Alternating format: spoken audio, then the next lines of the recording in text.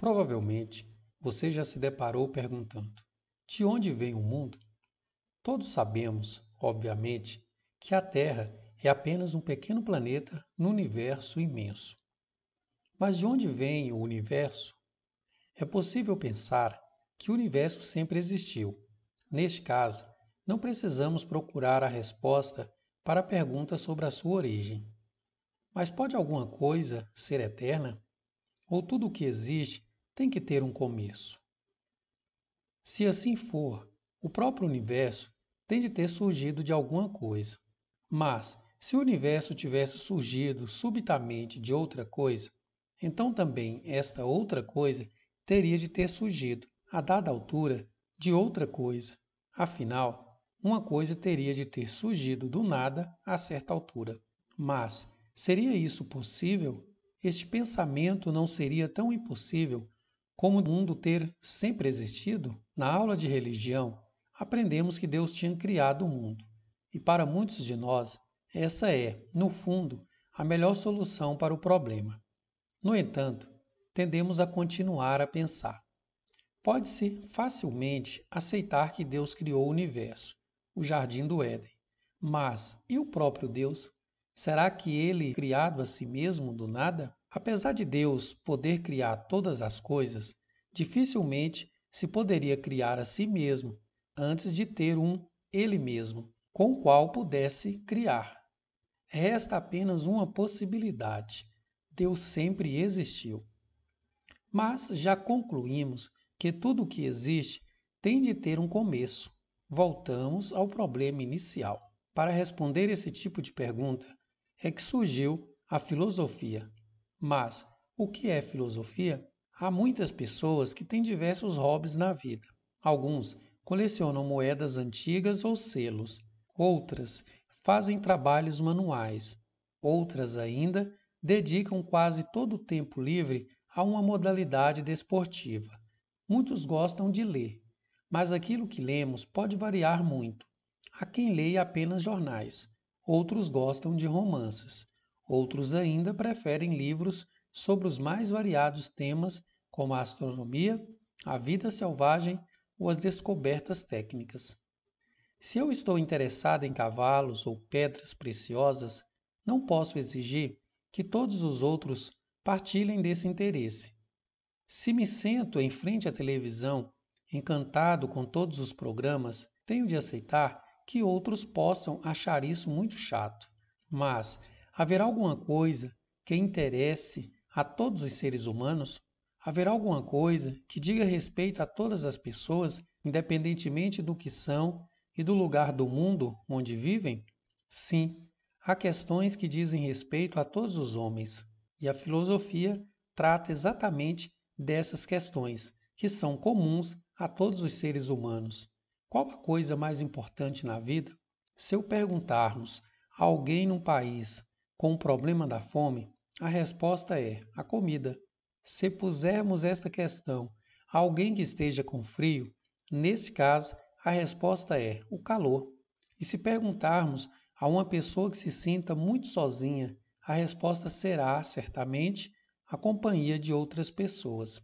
Mas, admitindo que todas essas necessidades estão satisfeitas, será que resta alguma coisa que todos os homens precisam? Os filósofos acham que sim. Segundo eles, o homem não vive apenas de pão. É evidente que todos os homens precisam comer, todos precisam de amor e atenção, mas há algo mais de que todos os homens precisam. Precisamos descobrir quem somos e por que é que vivemos. Interessarmos-nos pela razão da nossa existência não é um interesse ocasional, como o interesse em colecionar selos. Quem se interessa por tais problemas preocupa-se com tudo aquilo que os homens discutem desde que apareceram neste planeta. Certamente, a questão acerca da origem do universo, do globo terrestre e da vida é mais vasta e mais importante do que saber quem ganhou mais medalhas de ouro nas últimas Olimpíadas. A melhor maneira de nos iniciarmos na filosofia é colocar perguntas filosóficas. Como se formou o mundo? Haverá uma vontade ou um sentido por detrás daquilo que acontece? Haverá vida depois da morte? Como podemos encontrar resposta para essas perguntas? E, acima de tudo, como deveríamos viver?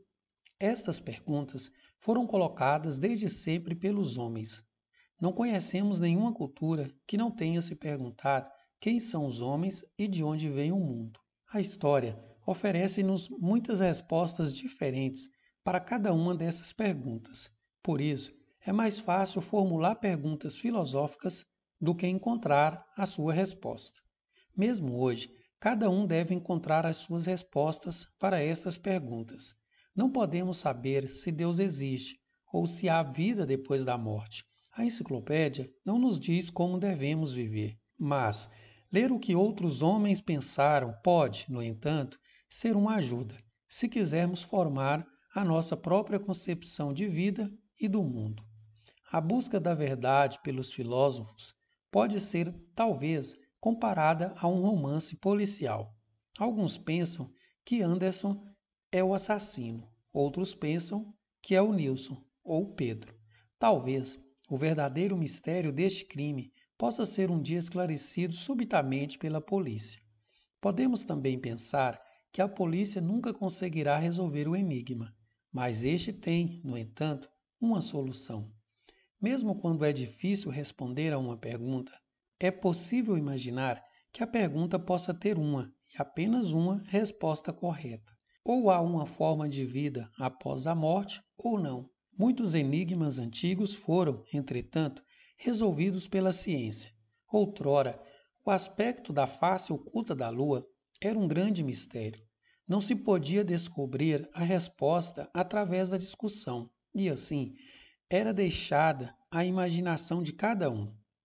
Mas, hoje em dia, sabemos exatamente qual é o aspecto da face oculta da Lua. Já não podemos acreditar que haja um homem vivendo na Lua, ou que ela seja um queijo.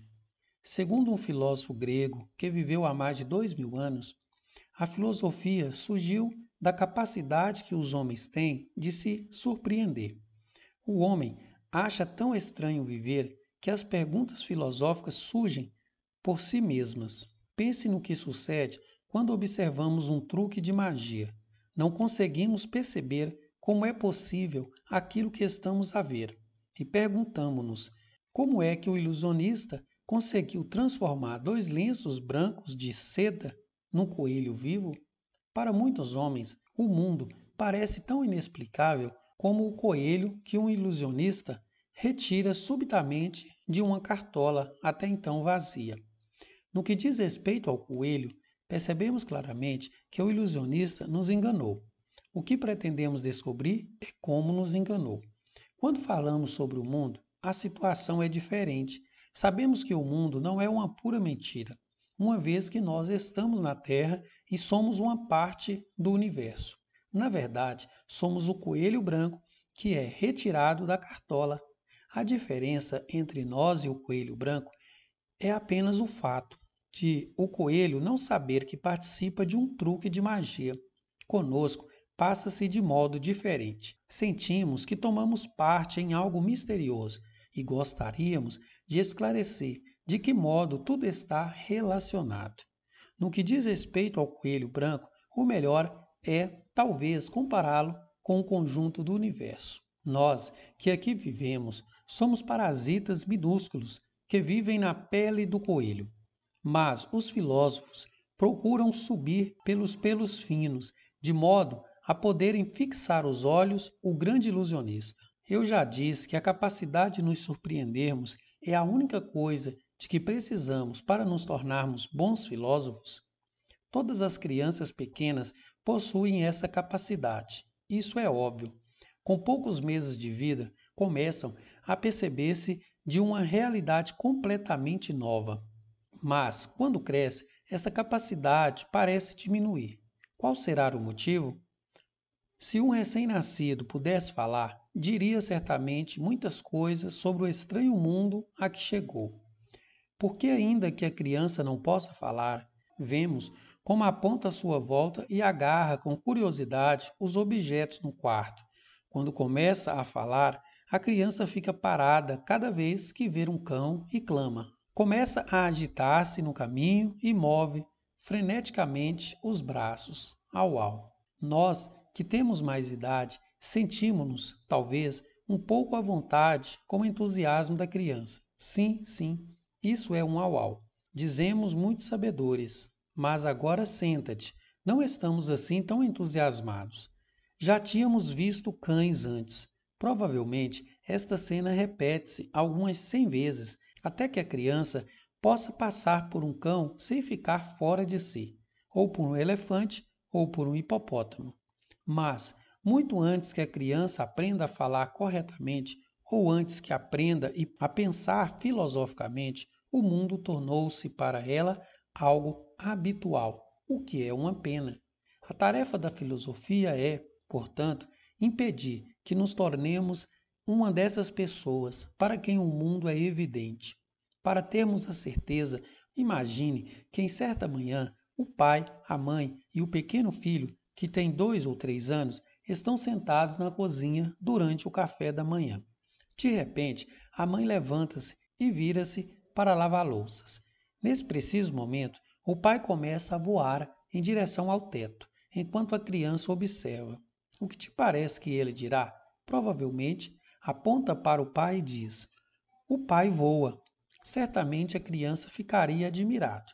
Mas o pai faz coisas tão estranhas que um pequeno voo acima da mesa já não tem importância aos seus olhos. Todos os dias faz a barba com uma máquina engraçada, por vezes sobe ao telhado para orientar a antena da televisão ou enfia a cabeça junto ao motor do carro e aparece depois todo sujo de graxa. Depois é a vez da mãe. Ela ouviu o que o filho disse e volta-se rapidamente. Como achas que reagiria vendo o marido a esvoaçar sobre a mesa da cozinha? O pote que tivesse às mãos cairia imediatamente. Começaria a gritar de medo. Talvez tenha de ir ao médico, mesmo depois de o pai se ter sentado de novo na cadeira. Por que é que a criança e a mãe reagem de forma tão diferente? É uma questão de hábito. A mãe aprendeu de que os homens não podem voar, a criança não. Ainda não distingue o que é possível do que não é possível. Mas o que dizer do mundo? Achas que o mundo é possível? Ele também está suspenso no espaço. O mais triste é que, ao crescermos, não nos habituamos apenas à lei da gravidade, habituamo-nos simultaneamente ao mundo. Aparentemente, perdemos durante a nossa infância a capacidade de nos surpreendermos com o mundo, mas com isso perdemos algo essencial, algo que a filosofia quer reavivar, porque em nós algo nos diz que a vida é um grande mistério. Já tivemos essa sensação muito antes de termos aprendido a pensar nisso. Vou ser mais preciso. Apesar de todas as questões filosóficas dizerem respeito a todos os homens, nem todos os homens se tornam filósofos. Por diversos motivos, a maior parte está presa de tal forma ao cotidiano que o espanto perante a vida é muito escasso. Descem para a pele do coelho, acomodam-se e permanecem lá embaixo para o resto da vida. Para as crianças, o mundo e tudo o que existe nele é uma coisa nova, uma coisa que provoca estupefação. Os adultos não veem assim. A maior parte dos adultos vê o mundo como qualquer coisa, completamente normal. A filosofia constitui uma exceção. Aqueles que conhecem e praticam a filosofia nunca conseguem se habituar completamente ao mundo. Para a filosofia, o mundo ainda é incompreensível, enigmático e misterioso. Os filósofos e as crianças pequenas possuem uma importante qualidade em comum. Podes dizer que um filósofo permanece durante toda a sua vida tão capaz de se surpreender como uma criança pequena. Diante dessa realidade, tens que decidir: és uma criança que ainda não se habituou ao mundo? Ou ainda melhor, és uma pessoa que jura que isso nunca lhe acontecerá? Se simplesmente abanas a cabeça e não te sentes nem como criança, nem como uma pessoa que pratica filosofia, é porque te acostumaste tão bem ao mundo que este já não te surpreende. A filosofia não quer que pertençamos à categoria dos apáticos, dos indiferentes. Quer que vivamos a vida de modo consciente. Só os filósofos se atrevem a fazer a perigosa viagem à procura das fronteiras extremas da linguagem e da existência. Alguns deles perdem-se pelo caminho, mas outros e chamam os homens que, bem acomodados embaixo, na pele do coelho, comem e bebem tranquilamente. Senhoras e senhores, gritam eles, estamos suspensos no espaço. Mas nenhum dos homens embaixo, na pele, se interessa pelo ruído que os filósofos fazem. Meu Deus, que barulhentos, dizem, e continuam a falar como até então. Como estão as ações hoje?